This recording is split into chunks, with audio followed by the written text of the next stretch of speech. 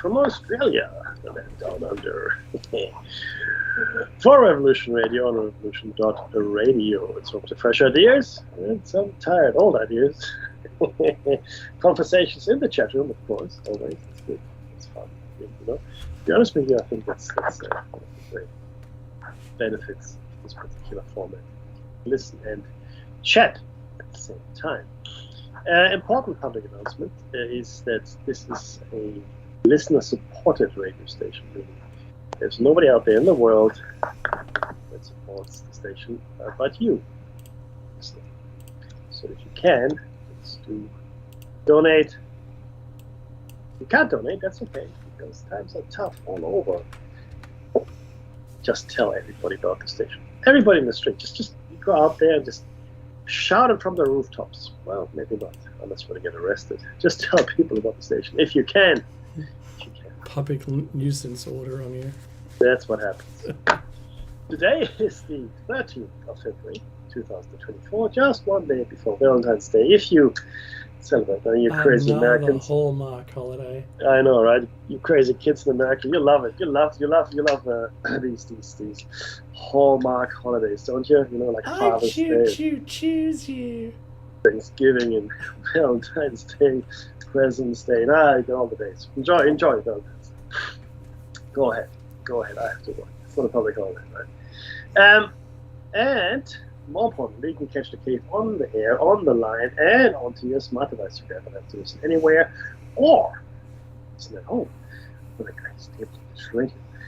The comfort of your own home with your feet up and a cup of hot cocoa, steaming, or if it's hot, maybe it's cold. Archives are free. Another good reason to donate any currency is good. Crypto. Before we start broadcasting at you in anger, we would like to acknowledge the traditional custodians of the land from which we broadcast. And for Dave, it is still the Bundjalung. Thank you, sir. And for myself, of course, we the art people, and we would like to pay our respects to elders past, present, future, and hope that we learn something from the wisdom of the first peoples everywhere. Let's go with the line of King of Thrones. The King of the Andals and the First Men. Whatever. King of the Seven Kingdoms. Andals and the First Men. It's all good. I like to think of Game of Thrones as having taken place about 16,000 years ago. On a much different Earth. So, yeah, but nonetheless. In fact, they could very well have. Because they have mammoths and giants and all kinds of things. In the show, I think maybe George R. Martin said it about 15,000 years ago. Anyway, that's neither here nor there. What is here is that it was very, very hot today. And humid. And there was a bit of a thunderstorm too. And the clouds were roiling. They were roiling in the sky. It was, I videoed a couple of clouds. I love clouds. It's just a phenomenal blue sky, and then these white clouds, white cumulus clouds, and just building into a thunderstorm. But Dave, how have you been traveling, my friend? Sure. Like I said, I want to skip this year. Now, there's a storm coming. It should hit you about 2 to 3 a.m. Okay. Just letting you know. It's a huge storm front. It's the one that smashed Victoria this afternoon. Is that right? Yeah. It's moving up north, is it? Narre Warren. It's a huge strip. I sent you a link. There's a huge strip, and within 5 minutes there were, hundreds of trees down, power lines, roofs, swept up into the air. Yeah, something else. That's interesting. Large hail. So it's just hitting Canberra now, and it should get up to you probably between 2 and 3 a.m. So that's... Yeah, I see it. Yeah, I see the front there. Uh-huh. Yeah. It's all right. It's not so bad. Yeah, I don't have anything of the sort up where I am, so... No, you don't. Nope. Lucky me. Hey, look at you having all the luck. Oh, yeah, you know what? The universe is a strange place, Mickey. Yeah, I keep telling people that. Oh, I tell you what. It's getting strange, you know. It really is. I despair greatly.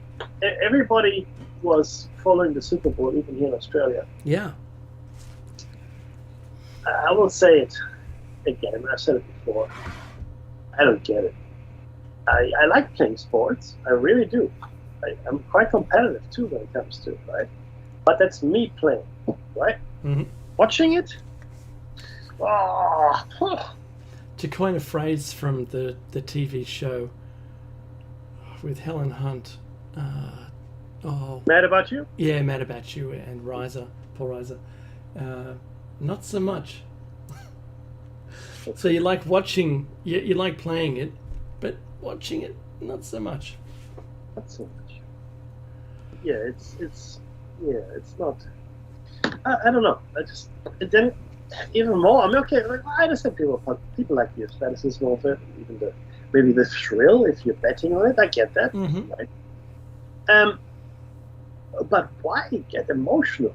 You know, like, oh, it's my team. Yeah, I won. No, you didn't. You were sitting on your couch eating chicken. I'm told chicken wings is the thing to eat for Super Bowl. Really? And that's what I'm told. Yeah, beer. You had a beer, maybe. Good for you. Maybe some kind of other cocktail and Do you know chicken wings. people in the car park, Mickey, who don't even have a ticket? Yeah, They have tailgate their ticket, tailgate parties, yeah. That's And- pretty. No, see that I like. That's pretty cool. Yeah, because it's a bit more social. You're being social Yeah. with other people, and then you get to cook and barbecue things, and you can watch it on the TVs, right? Because you'll bring Yeah. televisions with you. See the cooking and the whatnot Ah, and yes, eating, especially the eating. in the right? eating. I get that. But yeah, so look, but nonetheless, the Super Bowl and I think the Kansas City Chiefs won. Hey, look at me knowing about sports. Was it? But more importantly, Is it KC or the FC? And it doesn't matter. yeah, but Taylor red Swift's ones. boyfriend, yeah, that's the one. Taylor Swift's boyfriend was Yeah. in the winning team. Something something JC just Doesn't matter. Yep, the red team won. the red team won. But the kicker here is this, right? So you have all these super rich people sitting there watching it, right? And it's sort of like an egalitarian kind of environment. So it doesn't matter who you are. Really. You sit in the stadium watching the Super Bowl. I guess it's like the great equalizer. Everybody's watching it equally, so I can appreciate it from that end. But then I started getting angry. I was thinking about how people would leave, Mm-hmm. and I heard about because it was in Vegas, right? That's where it was. It was Okay. in Vegas, yeah. Okay, so apparently all private jet spots to park your private jet have been sold out. That's So right. all these people coming on private jets to watch the Super Bowl have. Uh-huh. I don't know how many spots there are. A 1,000. lot. A lot, yeah. But you see, that's the thing. Carbon footprint. What colour? No, look, I'm fibbing. But You see, Mackie, when I fly my private jet, I like to sprinkle tree seeds out of the plane as I'm flying. well, I like to sprinkle fairy dust and have my rainbow rainbow. Sorry, have my unicorn. The Rainbow unicorns. colour, that's Yeah, that's the spirit. That's what happens because my unicorn. That's Uh-huh. that's right next to my jet. No, but again, it came. I was thinking about the inequality of people. So some people will watch in the stadium. Some might have better seats, sure enough, but they might even get better food and drink. Who knows? Oh, but yeah, they're they watching do the that, same I'm thing. sure. Yep. Yeah. But as soon as they leave, that all falls away, and they go to the private jet and they fly wherever they fly to, and Joe Block average might just take a cab home or a bus, or maybe there's his car parked somewhere or whatever Mhm. it case may be, right? And then I realized, these are just distractions. They're just even if you've got a lot of money, you still need to be distracted. The parasites are excellent at this game. Mm-hmm. Had enough practice, obviously, and the globalization of our culture has worked against us in many ways, in many ways. Yeah. The technological advancements that we made should have been for our benefit. They should have been to our advantage. They're not. They're not. They are to the advantage and benefit of the few. And if you look at the marvels, and I mean this in the truest sense of the word, but if you look at the marvels of our civilization, the things that we can actually do, the things we dreamt up and made into reality, that used to be the stuff of fairy tales, maybe a memory of this distant time, totally. who knows? Mm-hmm. Hey, Comet. And all of a sudden, here it is. We have at our fingertips the universe, more or less. We are, I mean, I'll give you just a glimpse into my world. I'm sitting in my study, my door's closed, and I can sleep. I'm looking at my big Apple screen from which I run the show, dialed into Shameless Skype. plug. Oh, no, but it's important to understand what I have here, right? Yeah, that's right. My work laptop is open as well. So I can check my calendar for tomorrow. My mobile phone is sitting on the keyboard of my work laptop. On my left, I've got one of those plasma balls, those plasma balls that have lightning inside. And then I've got a few world maps. One is, they're not real antiques, but I like to look at them. And then I've got a whole bunch of books all around me. My desk is fairly large. And more and more books, and then some more books. And then I've got an internally lit globe across from my desk. I've got my telescope in front of my desk, which is actually not bad. My brother gave that to me. And then on the wall opposite me, I've got an analog clock, with Roman numerals. And then on my left, I have air conditioning. Today it's very, very hot. Look at you. But that's my point is, so that's me. I'm just an average Joe in many ways. Yeah. I'm nowhere near parasite level wealth, right? Mm-hmm. But I have this. Now think about all the marvels at my fingertips, right? I flick a switch, I get the light turns on. I flick another switch, my air cools. I flick another switch, I watch a movie, or I'll browse the news in another country. I go to a website in another country of the world. I communicate instantly with anyone I want to, if they're awake. Right? And I'm running a radio show with Dave here that broadcasts across the internet, wherever you might pick it up. Right? You might be sitting, I don't know where you're sitting. I'm here in Australia, in Sydney, right? And that's pretty far from everywhere. And yet instantaneous. Because, the speed of light on planet Earth makes it instantaneous enough. There's a slight delay, but you would never know. Okay, you would never know. And here we are. And still, Dave, we cannot feed everybody. And still we can't provide medical care for everybody. The puppet show goes on, and the puppet show keeps you entertained, and the shadows on the wall will tell you everything is good and dandy and fine until it's not. And then you realize, oh, shoot. Maybe I should have done something when I could. Maybe I should have spoken up. Maybe I should have been more engaged in my environment. I was thinking a lot about First Nations people this week. How so? As you all know, the voice to power was turned down, etc. And now there's this talk about having some other amendment or some other constitutional recognition of the indigenous people. And the very fact that we have to make it a thing just change it already. Mm-hmm. It's like when we decided whether or not gay people should be allowed to marry. That's right. It's the same thing, slightly different context, but who am I? Who am I to decide whether or not a gay man can marry another gay man or a woman or whatever it is meant, right?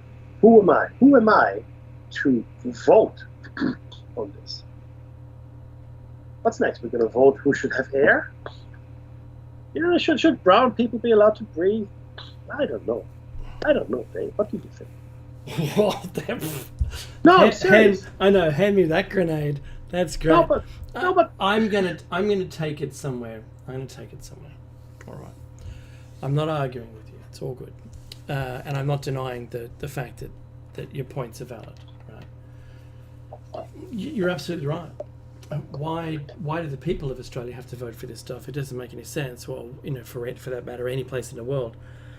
I've said this a lot, and there are so many laws that are made for one gender or another, and now there's more for all of the other, I believe I'm genders, right? Where it shouldn't be. It should just be the word person. You could more than half the amount of laws in the world just by taking gender out and putting person. It's irrelevant anymore to define them or who they. I don't care. It should just be like you're a human, unless of course you're one of those furries. You can argue all you like, but your DNA says you're human, right? And so that should be enough to have a certain rule set apply to you legally. And that's enough. To me, that's enough. I'm thinking more and more, even though I'm not religious, Mickey, I'm thinking more and more that we would be better off simplifying all the rules down to, 10 commandments, right? Because every time there's something, we try to make a rule to stop it. Like something bad, we try to make a rule to stop it. And then it just annexes and becomes so bloated that the responsibility of the human in the jurisdiction of law that you're within, it's up to you to learn the laws, even though they're not expressly taught to you. Isn't that really unusual? And it's not an excuse to say, well, I didn't know that law existed. Isn't it bizarre? Ignorance of the law is no protection from it. Yeah, I know. Crazy, right? Yeah, and that doesn't make a lick of sense because No. there's hundreds of those laws being made every year, and you just don't know what they are. You're not allowed to wear a left shoe on a Thursday. What? No. Please, no. I've done that before. Right? Surely. Sorry. Surely, I'm just making a comment here. It's a little heavy and political, but I did watch a Greg Gutfeld thing today, and he said that there should be a law against pulling someone else's child towards you and smelling their hair. What?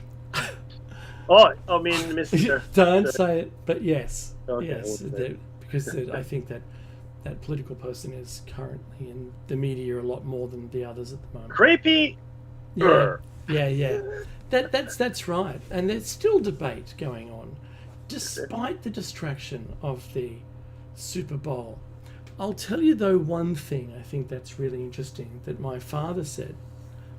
You know that Swift is a clever person. That's what he said. And now I didn't ask for any corroborating evidence, because I already knew about the purchase of the music by Soros through a shelf company of his, and that she re-recorded all her work again and put it on Spotify as her own creation, and now she makes tons of money. That's fine. Good for you for working the system. And I know that we're not going to bring George Soros into this conversation because that's bad. That can only ever end up bad for you. As we know, there was a guest on a news show, and they crossed to them, and they were making perfect sense, and then drove down this very strange path, probably intentionally, and started bringing up George Soros. Now the anchor just looked like a deer in headlights, hearing screaming in his ear, "You've got to get rid of the guest," right? Or whatever it was. And then they just said, the anchor said, "We're not going to bring George Soros into this conversation," and they cut the interview immediately. Really? Yeah, it's a thing. I'll send you a clip after the show. But this is two very afraid anchors on a news show. Like, you should see them just like if they could beam themselves out of that situation, they would have done it. Can't use words in those sentences. Stop speaking. So you're right with the distraction, but my point, that the really big point here, is when I watch those distractions, so, sporting events, I only see, especially when you see all of the, we call them famous people, the rich and famous, with their private jets and flying in, and they've got their own suite above the playing field where the commoner, rubs shoulders, but they don't. They've got their people around them, and they're you know what, they're enjoying it too. They may not understand any of the rules, but they're there. And what gets me in this is I just see Hunger Games. Yeah, fair enough. That's all I see. You know how there was no consistent gradient from the people fighting to the people watching? There was no gradient. There was only two levels. The people that will probably end up fighting anyway are watching. At some point in the future, they'll be in there in the ring fighting for their life. And everybody else. Yeah. So you think about how wealthy those football players are. Oh, no, they have some money. They'll be all right. I think they're going to be okay. How many Lamborghinis can they buy today? You right? I'm going to make a wild guess. I'm going to say more than you. Yeah, I want just one in my life, but it's never going to happen. So... don't see that. No, you're right. I dreamt of the Countach, the LP 5000, right? I dreamt of that, of having that all my life. I even wanted to go down the avenue of buying a kit car and building it myself, but they never kind of look right, and everyone's going to hate on me anyway, right?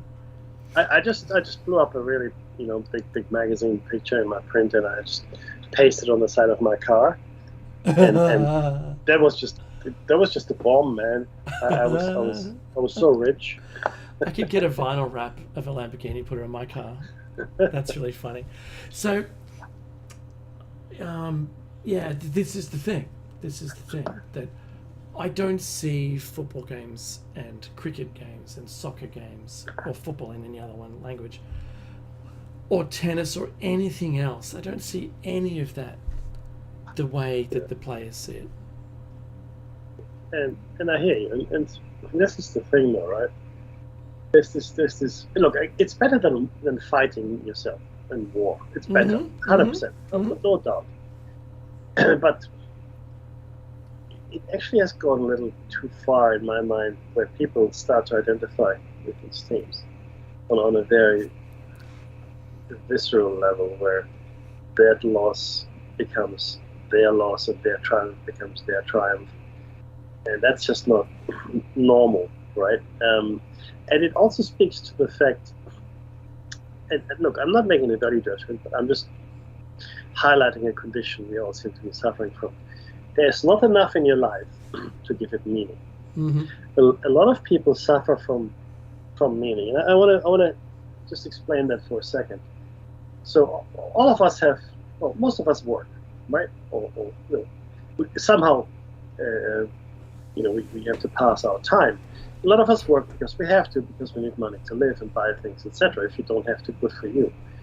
And mostly that work, this is from almost everybody, is not what you love. I mean, if you love what you do, great, and I'm very happy for you. That's awesome. I mean, really, I mean it. But for most people, it isn't like that, right? And they just work to get the money. And that takes a big chunk of time out of their day. And it doesn't, if they don't love it, and if they don't see the value in it, then it doesn't give them meaning. Okay, so how do I get my meaning then? I mean, what is my life all about? Who am I? Why am I here? What am I for? What am I for, right? Now, this is not a question that you might ask yourself consciously, but trust me, it's there in your subconscious. So maybe you've got a hobby. Maybe that's what you're for. Maybe that's your passion. Right? Maybe you're an amateur a thespian. Maybe you enjoy a stage. Maybe you play an instrument, part of a band, or maybe you're good at pottery, or you really love to read and you like to discuss the books with someone, or whoever. Whatever your hobby might be, maybe that's where you get your meaning. But maybe that's not enough.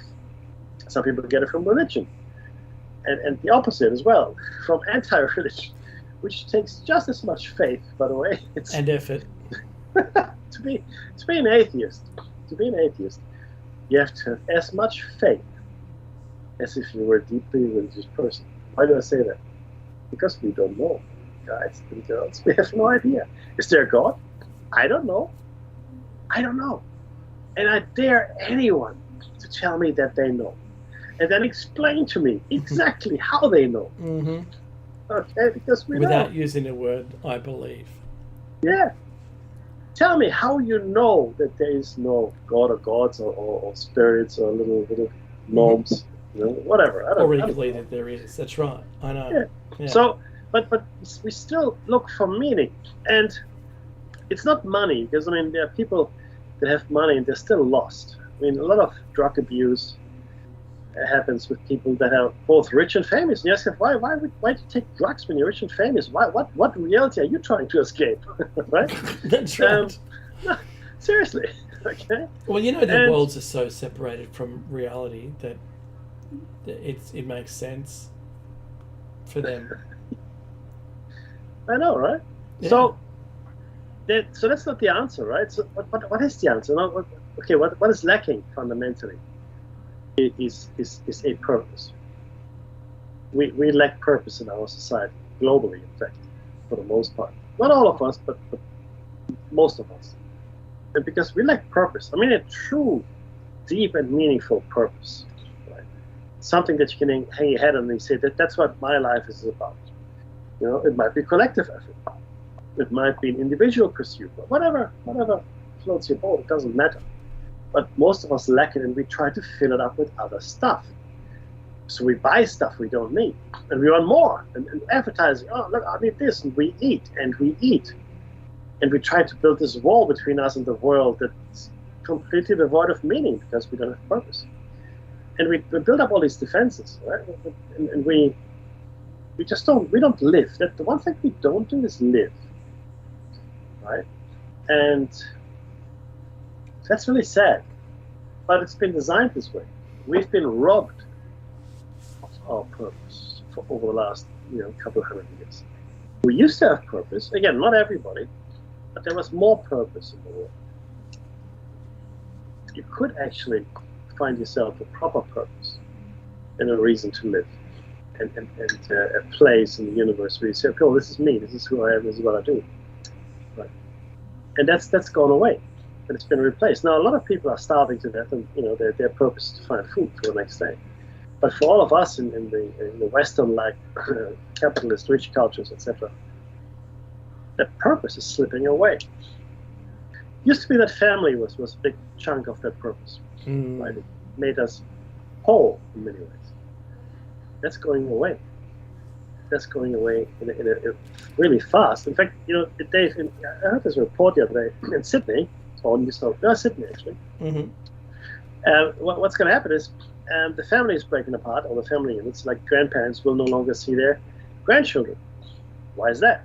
Because the young family can no longer afford to live in Sydney. Yeah, that's right.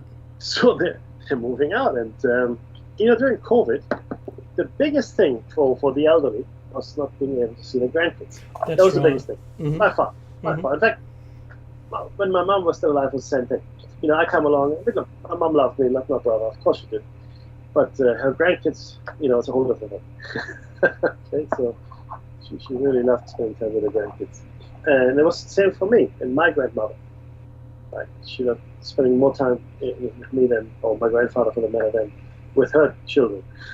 It's just nature's way of saying when you're old, you really like little kids, around you to show you. And for some reason, our society, Mickey, has decided to teach us that multi-generational living is wrong. Ah, yes, you're so right, Dave. But you know what? That is the true. That is the true way of living for us humans. Mm-hmm. You look at the elder cultures and the indigenous cultures, right? It doesn't matter where you go, anywhere in the world, right? Even if you go to Europe, you see the same thing. People used to live in not everywhere, but in a lot of places, in large communal halls, right? Small communities, but they used to live even in the same house, or like a long house, right? Or and several families, and or if it's not that, then they lived in a village, and everybody knew each other. And we still have to say, it takes a village to raise a child. Mm. Now that's really deep wisdom if you think about it, because it's true. It's true. But these days, it's usually just the parents, and then maybe some kind of daycare, and maybe single parents, because divorce is fairly high, etc. So children don't get the attention that they used to, I think, and that's a big problem. And multi-generational living, Dave, you're 100% correct. I mean, I spent most of my younger years with my grandparents because my parents worked.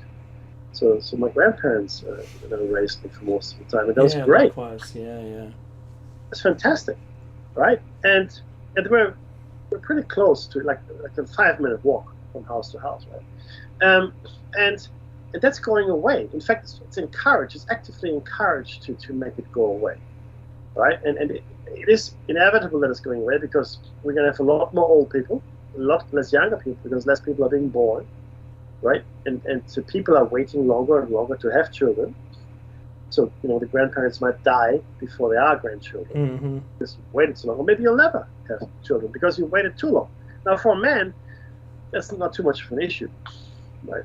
But for a woman, once menopause sets in, that's pretty much it.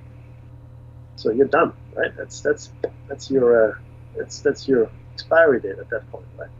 And that's a lot of career women are faced with difficult decisions, and I see it with my own family. My wife, she was on a trajectory in her career, right? And then we decided to have children, and her, it's picking up again. She's doing a great job. She's working again. Our kids are a bit older now, but she was being punished for having kids. She was taken off the management track. That's right. And that's just, it's not fair. But what do you do? Who do you talk to? Who do you go to and say, hey, come on, what's going on? Because there's no one really. Fair word, ombudsman, good luck to you. But it is that moving away from purpose, Dave, again, to come to my original point. And then, sorry, but I needed to unpack it. We have destroyed our purpose. We still have a need for it, but it's harder and harder to get. And not only that, apart from a purpose, you also need an anchor. And again, the family gave you that anchor in the world. Mm-hmm. Okay? And what do I mean by anchor? Well, everybody's going through tough times. Nobody will have the dream life where they're just riding a unicorn into the rainbow. Just it just doesn't happen. I don't care who you are. And to have family and friends, of course, to be there with you, that's probably the best thing that you could possibly ask for. But again, we're moving away from all of that, right? Because they want to fragment us. They want to rob us of our purpose. Just we become empty husks. Look at us. The screens have swallowed us whole. Whole generation of people that are being eaten by their screen. No further purpose other than, I consume. I want to be an influencer. I don't even know what that means. You know what I mean? I know what it means, but I'm thinking, man, that's just, wow. We have created a society that has very little meaning in the real sense of the word. That's all I have to say about that. Okay, so a lot of people have to sit in a little puddle of bleach, Becky, to be the influencers of today. OF, if anyone knows what that means. You're right. See, look, my grandmother lived with us from when pretty much close to when I was born, all the way up until she was losing circulation in her feet and a lot of surgeries, and then she ended up in a nursing home because she couldn't look after herself and we couldn't look after her, so that was really hard. The wisdom that was imparted to me from her was amazing, just truly amazing. That's some stories that I would never normally have heard if she wasn't living with us, because otherwise it's just, you go to visit your grandparents and you're a kid and you just play and then watch some television. But this was time when it was just her and I, and it was amazing. I feel, my kids certainly haven't gotten any of that because my mum passed away. And this generation now has been given a replacement of this generational living, and it's an implosion of their own society and beliefs upon themselves. And I have to be honest, my YouTube feed is generated by AI, and it's showing me and steering me. It's a good little netizen. So is my Facebook and my Twitter and my Instagram. They're all focusing me on the things that they want me to see. And my kids are not alone. They're watching their panes of glass, and are only seeing within that. So that's that circular thing, at the implosion component of my description of the way that they live, is I had, Meki, when I grew up, I had the encyclopedia set in my bedroom, and I would just open it up and just start reading through it. I would look at everything and try and take in as much as I could. I learned a lot. A lot of the things that I learned were very important to me. Cool. And I think that's great, but I'm not seeing there as a net benefit of this implosion within their own, generational sphere. I don't see anything that's being learned there's nothing outside it, and it's shrinking. There was a band, Meki, that describes this really well, and it was "Pop Will Eat Itself," and that was about the sampling of music. That eventually it would only be feeding upon itself. And now AI is being described in the same way. As AI images are going onto the internet, it's learning from those images now, and actually collapsing some of the really good things that it was doing in image creation for an analysis, when it was only human-based. Believe it or not, it's now a complicated issue where the AI is, and I love the AI, Meki. I love it more. And I love the leader. But the complicated nature of it's now ingesting its own creations in the belief that they're real. So it's slowly corrupting its base of knowledge, and I think that's the same thing that our children are getting from outside of school, because I think school is still doing an adequate job, actually maybe sub-adequate job at educating our kids, because some of those textbooks are pretty old. I'm not going to get into it. So, Meki, what are your thoughts? There's another grenade. Textbooks. Grenade. Look, it's the truth.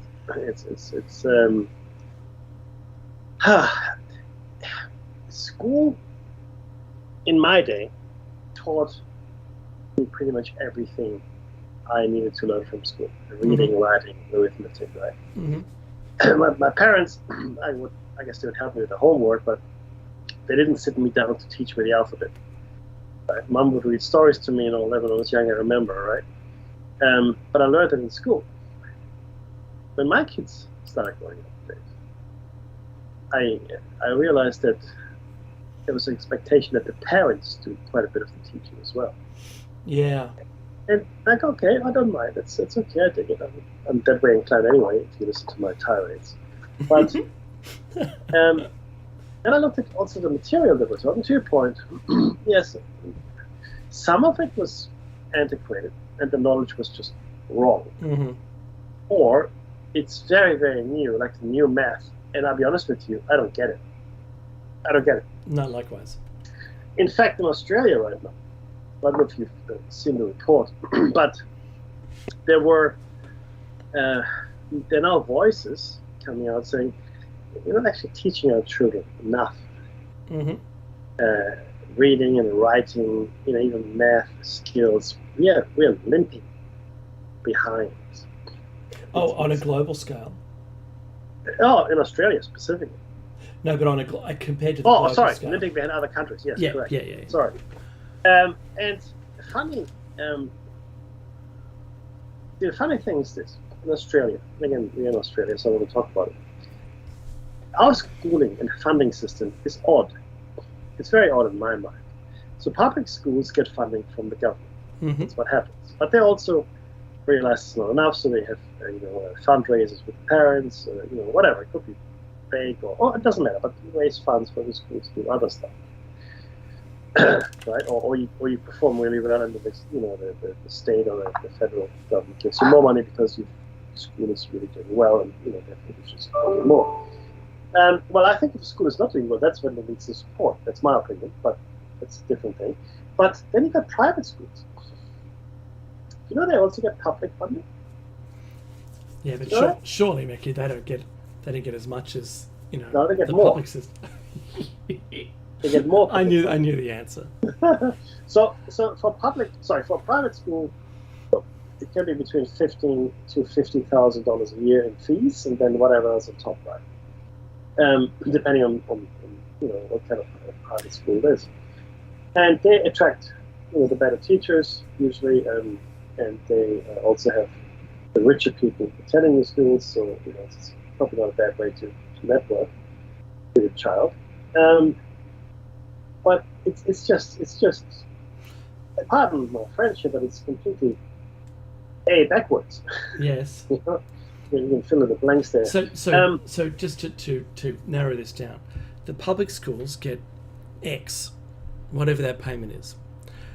The private schools from the government get X times or plus something or other. They get more money, and then they also charge the patronage of the school, and the parents have to pay $15,000 to $50,000 per year per child. So they're getting a lot of money.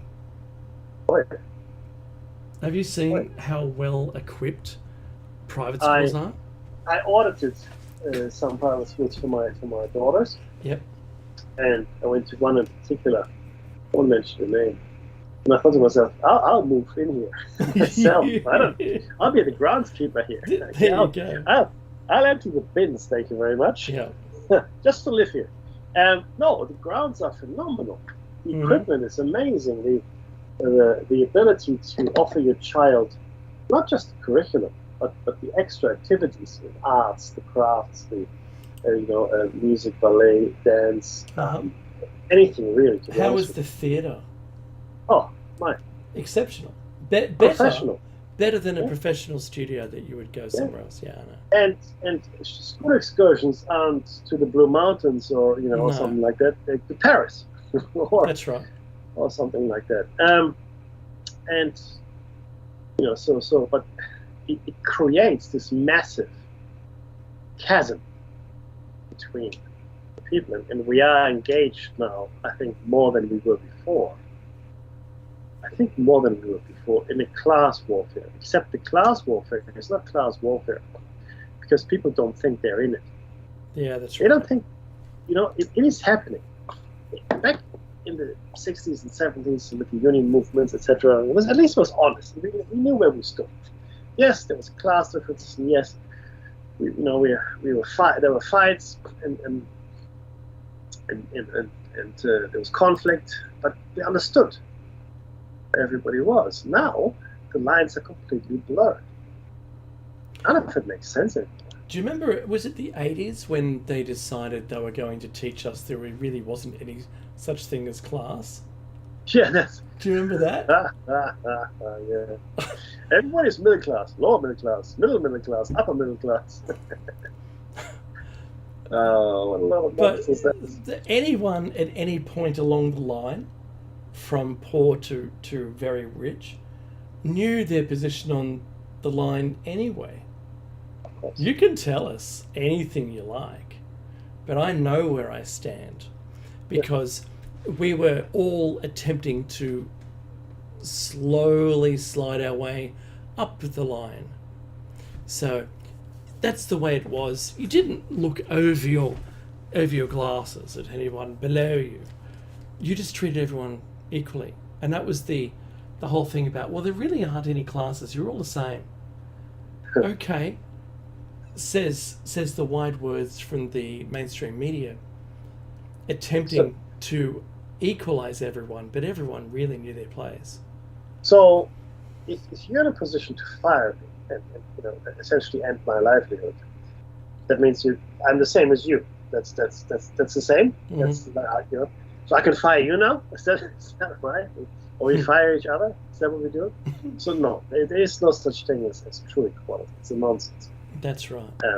And I mean, there are rights and compensation and worker considerations, etc., that we have in Australia that other countries don't have. So it's goodness, but of course there's class warfare in many ways.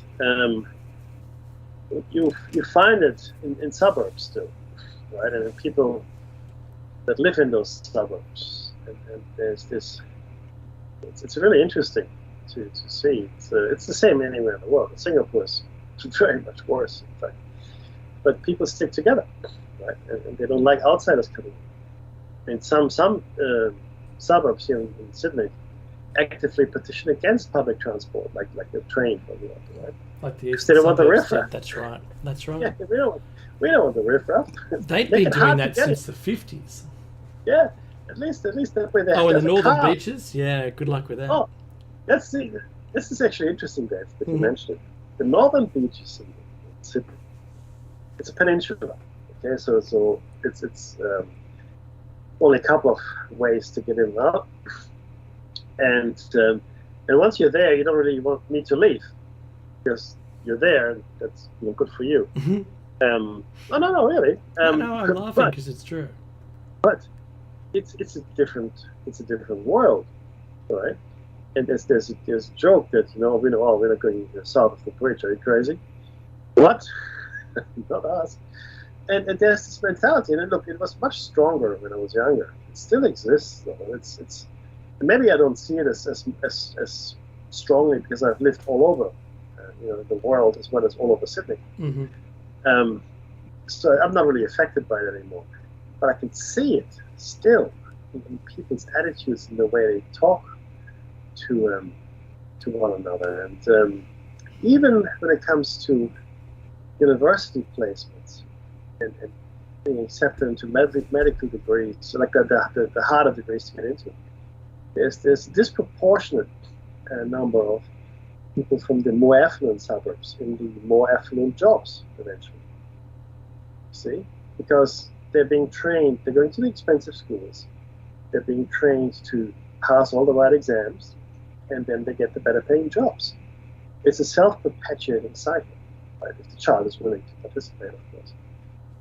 And that's where we are. We are, of course you can apply yourself and break the ceiling and do what you need to do, but it's not a common thing. Right? So you have generational wealth, but not just that, you also have a generational kind of job profile.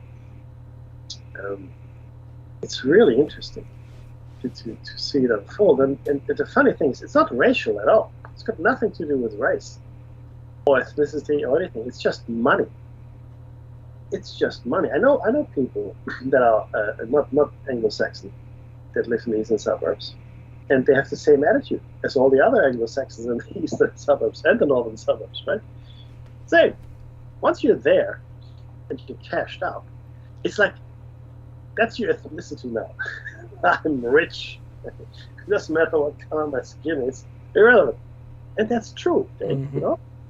I think, and that's part of the puppet show as well in many ways.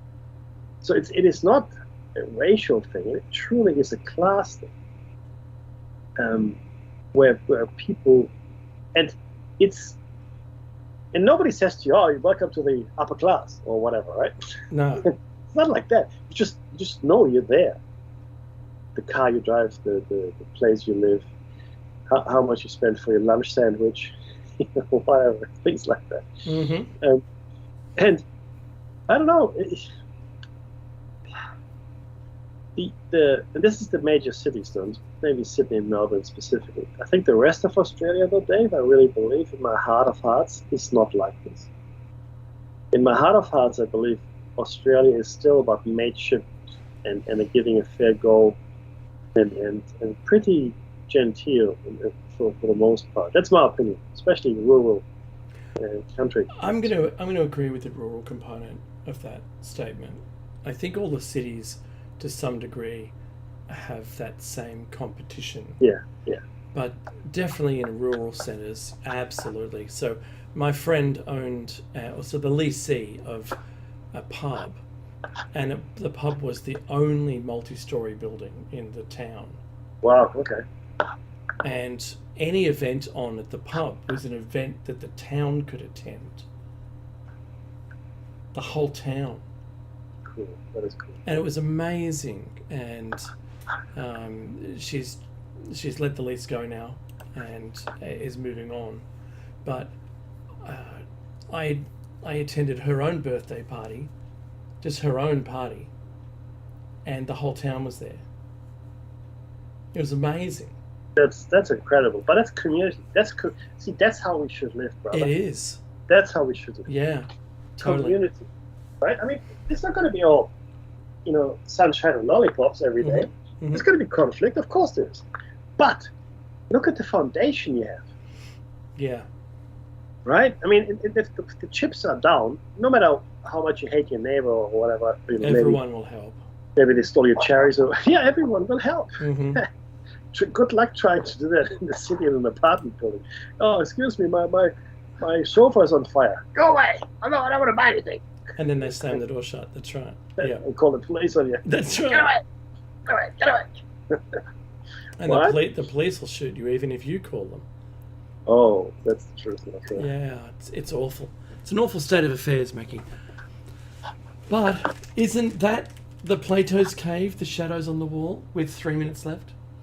Thanks, man. Look at you bringing things back to yeah, but yes, you're right. You're absolutely correct. And it is the perceptions we have to be weary of, right? We need to find the reality behind the shadows. We need to find the real life, the real purpose that we crave. And I trust me when I say this. Once you find your purpose and your anchor, or either or, whatever might, your life will be a very different animal. Right? You will go, oh wow, this is pretty good. And some of us don't find it, and that's sad. Right? But we are actively steered away from finding it. There are too many distractions. There's too much going on. Our attention span is shortened by the day. And there are too many things to worry about. All these worries that I give you, fear, uncertainty, whereas if you had your anchor and your purpose, it'd be easier to deal with.